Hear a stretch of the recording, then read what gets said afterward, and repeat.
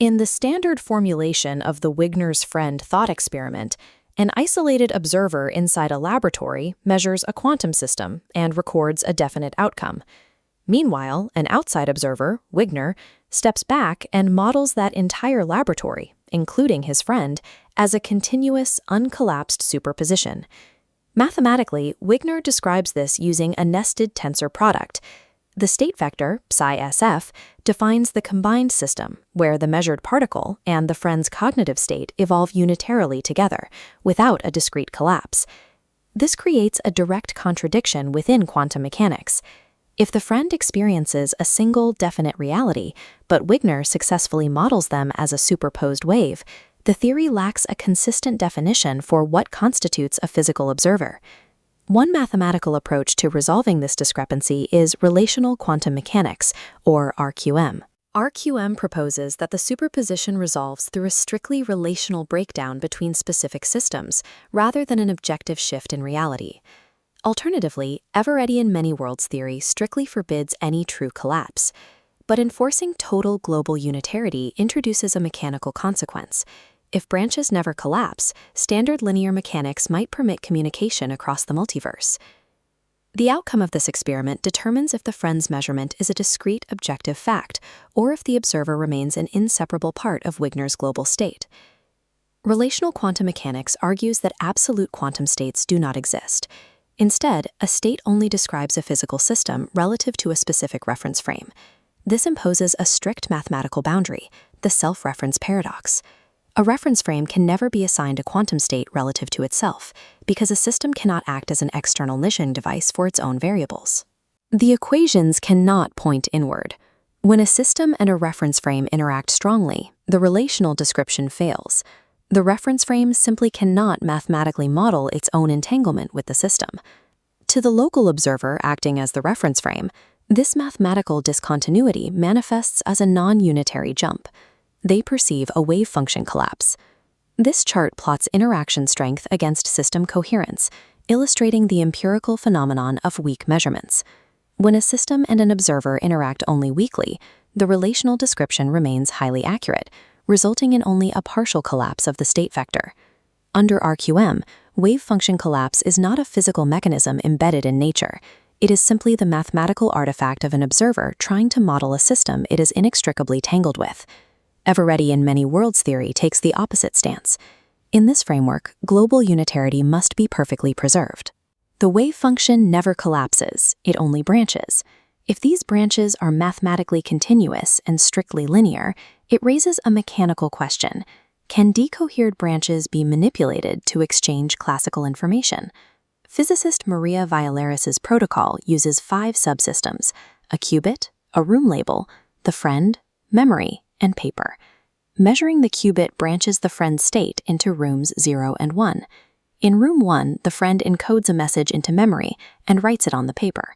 Because Wigner sits outside the isolated laboratory, he cannot observe the contents of this message. Attempting to read it would entangle him, destroying his global quantum control. To transfer the message without violating unitarity, the protocol dictates an uncomputation step.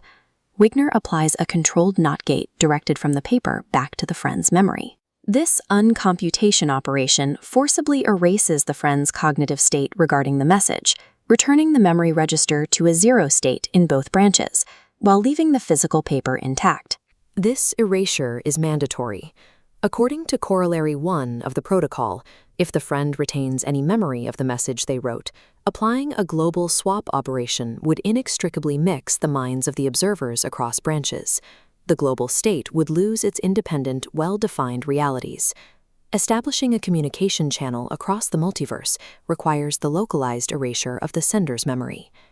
Wigner now applies a global, partial branch swap unitary operator. X gates are applied to the qubit, the room label, and the friend, swapping their physical states between branches. Crucially, the paper and erased memory register remain completely untouched, yielding a counterintuitive final state. Translating this math back to physical reality yields a stark result. Friend 0, the version of the observer who observed the 0 outcome, wrote nothing and remembers nothing, is now holding the physical paper containing the exact classical message generated in branch 1.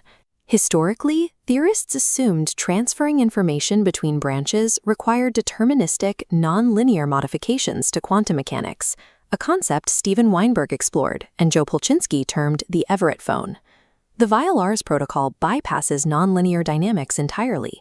Operating strictly within standard, linear quantum mechanics, a localized observer can definitively receive data from an alternate version of themselves. We are left with two radically divergent models. Relational quantum mechanics resolves the nested reality problem by dictating that objective facts sit outside the quantum formalism. Everettian theory preserves total mathematical unitarity, but leads to physical consequences like interbranch communication. Vial-Lars proposes a final scenario to distinguish these outcomes, the knowledge creation paradox. Imagine the classical message transferred from branch 1 to branch 0 contains a highly complex, completely novel mathematical proof. Following the branch swap, friend 0 possesses a mathematically valid proof that they never personally conceptualized, derived, or recorded. Unlike closed time-like curve paradoxes, where an effect precedes its cause, this sequence is perfectly logically consistent.